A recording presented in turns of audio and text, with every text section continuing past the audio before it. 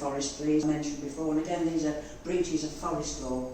Most fines for creating an assault on the King's land. This is like an encroachment where you hived off a piece of land because nobody else is using it, it's not very productive, and you said that's mine, and then somebody comes along and spots it, and oops, you're in court. Now, included in that is the first mention of a Wednesfield resident in 1271, when Stephen of Hilton and John, his son, of Wednesfield, had newly occupied 3 acres of heath in Wednesfield and had enclosed it with a ditch and a hedge to the injury of the forest and against the estate. So they created an assault. And they were on the mercy of the court in misericordia.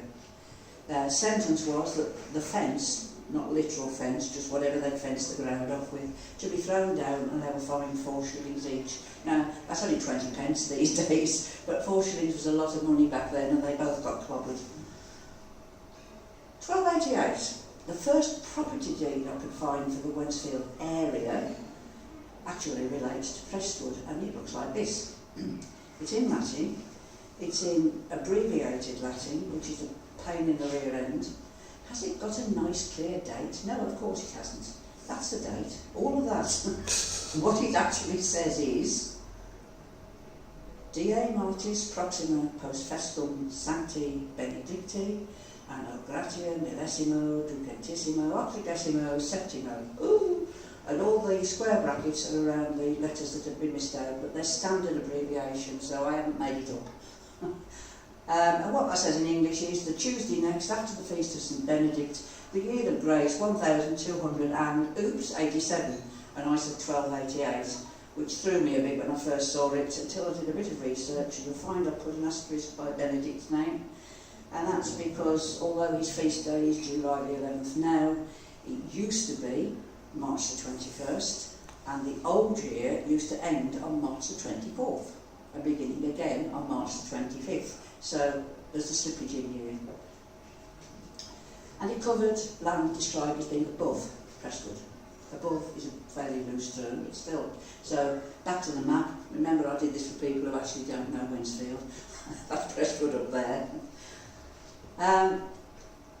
This is the Dean and Chapter of the Church of Wolverhampton who are gifting. Doesn't mean they were giving it away, it was just in their gift to dispose of it to Henry, son of William of Essex, 5 parcels of land. 2 of them were called Knowlbrush, and they were situated above Prestwood. One of them was called, it looks like you ought to pronounce it Lanou. I'm going to say Lanous, you'll see why in a minute. That's situated above Prestwood. Another tiddly bit of land above Lanous, and land called Woodbrush. And your mind is probably going at the moment, I know where those are, but the people I first presented this to didn't. And they were all enclosed with hedges and ditches, but not asarts. That was quite legally enclosed as a piece of land. For which Henry had to pay 100 silver shillings, and then annually he had to pay 2 rents of old threepence halfpenny and old threepence farthing, which is a very small amount by today's standards. Plus he had to go to the Dean and Chapter's great annual court, or send somebody anyway, in case he was required to do something, the landlord being his landlord. So where were these pieces of land? Well, the names come up in other deeds in various combinations throughout the years, and you can see the progression of the slight change in the spelling, but the same people are involved in it, so you know you're talking about the same piece of land. Knoll, Noel, Knowles, Knoll. Agricultural and pasture land throughout the centuries, right up to the early 1900s. The odd house popping up here and there, but then in the mid-50s you get the Long Knoll housing estate created in that piece of land, on that piece of land. Lanous.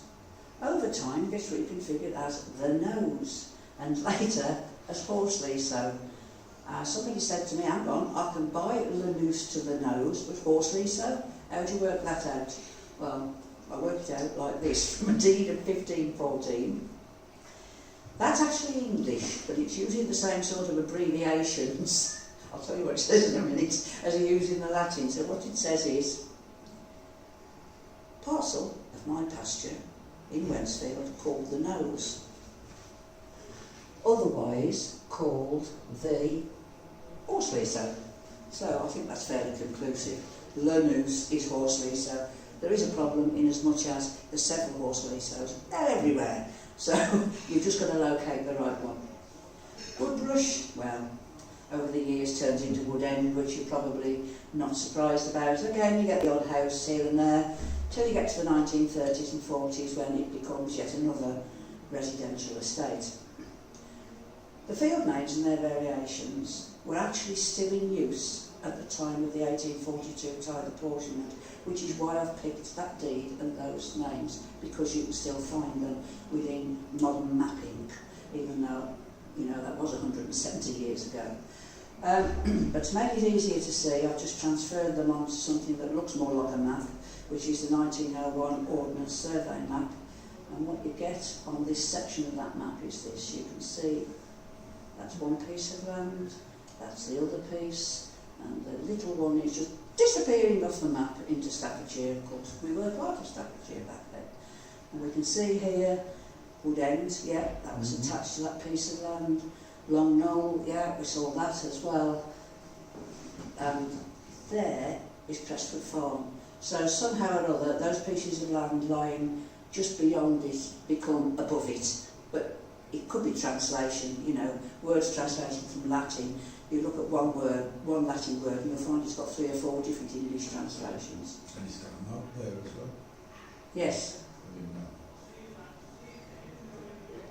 So, before we leave Crestwood, I'm just going to move on to 1661. The then owner, Richard, as pronounced Lewson, well, it was then anyway, passed away aged 63, which was a good age. And whilst they were bringing together all of his documents to pass on to his heir, they created this map. The black line around it is mine because the edges were just fuzzying out. The date was written on the back, so I've put it in red up the top left-hand corner. Now, okay, that little escutcheon there confirms it's Crestwood Farm in the parish of Wolverhampton, because Wednesfield wasn't a parish at the time, in the county of Stafford. It just looks like a nice little map. There's some fields highlighted in green. Here's a little schedule which refers to the fields, gives you some more details about that. But what I'm interested in is this. All of these little roads which go around that area. Because if I fade in underneath a modern Google map, those roads are still in exactly the same place that they were in 1661.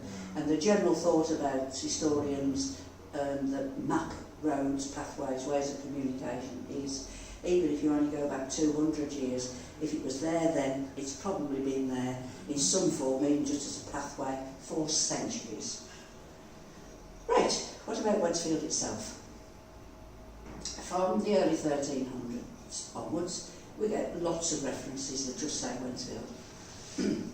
Mostly the details in those documents are talking about fields, moors, heaths, roads, which you've then got to try and locate in the modern environment to make sense of it. Few of the field names, if you've done any history, might be familiar to you. I'm not sure whether that's Swetlow or Sweetlow Field, but the word low is in it, which is a burial mound. Churchfield, which is extremely confusing because we didn't have a church. So whether that just meant the produce was dedicated to the use of the church, I don't know.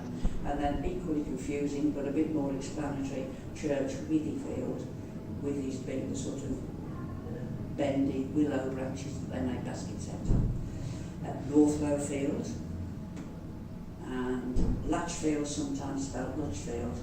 Churchfield, Northlow Field and Latchfield are known to have been the 3 common fields of Wednesfield way back in time. Some of the area names stayed around for years. Northlow Hill, we've still got Northlow and Nordley. That's Wadmore or Wademore. There are lots of places that are butts. A butt is really just an odd-shaped bit of land that don't do anything. So they've all got a bit of an adjective at the front of them. That one was apparently Weston, but it's a wonderful name. Lapley's Hayes, Fenny Lydiot, I'm going to come back to a couple of these, Mill Hill. And then some of the area names have disappeared, and to some extent I say thank goodness.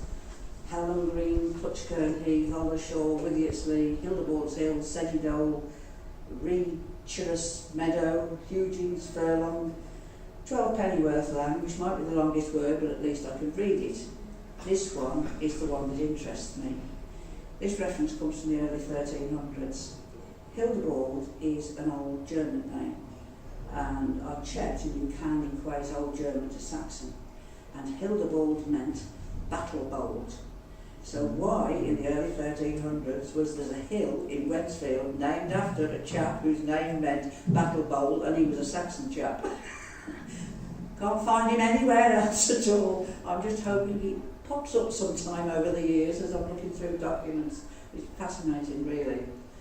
And then you get loads of highways and roads. So you got the road from Wednesfield to Lichfield, to Willenhall, to Essington, to Bushbury. They're all still there, really. Loads of lanes, Churchway, oops, you know, confusing again. Bellamy's Lane, which is the same one, which we'll see later. Old Hall Lane, which led off Bellamy's. I can only think it must have been going to Old Crestwood Hall. Yeah. Wadmore Lane, which I think is probably along where Wadden's Brook is. Stubby Lane, leading to Ashmore Gate.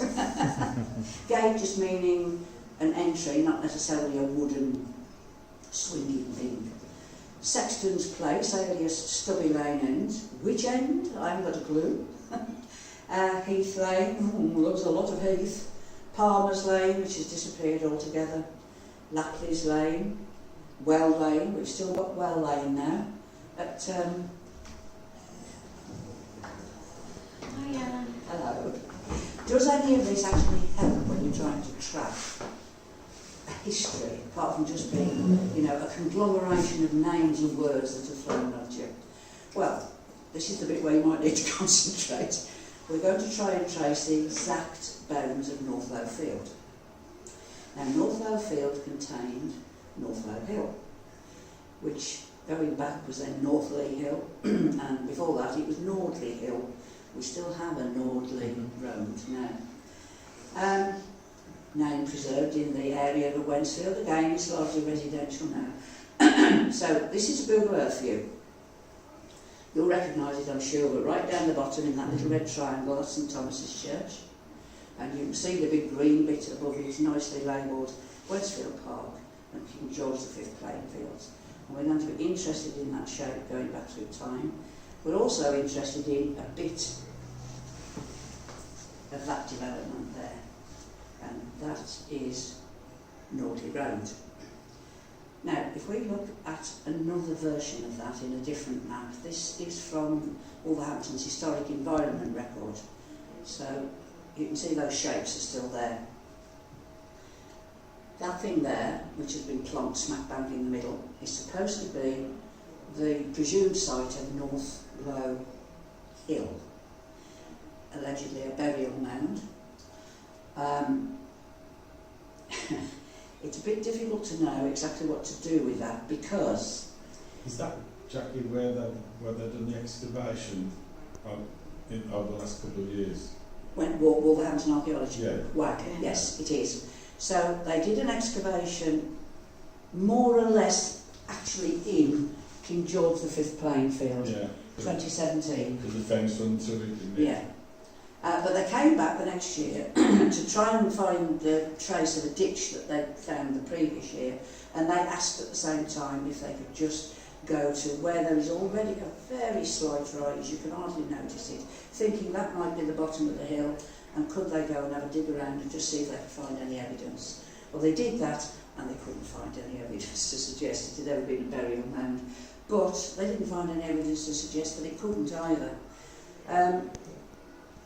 Whoops, pressed the wrong way. I'm just putting Nordley Road in again so we know where we are.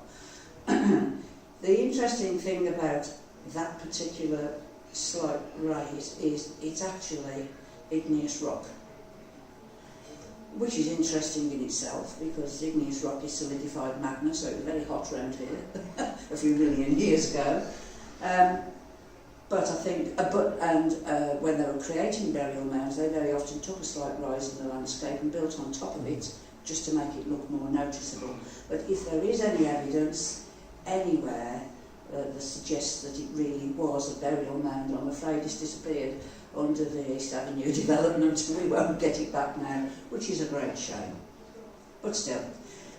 Here's a picture people will have seen before. This is just showing the level of agriculture that there was in that area at that time, because even in 1934, this is King George V playing field under agriculture in corn, and just that's Kathleen Saunders, and just to prove that we are in the right place, that's the Tower of St Thomas's.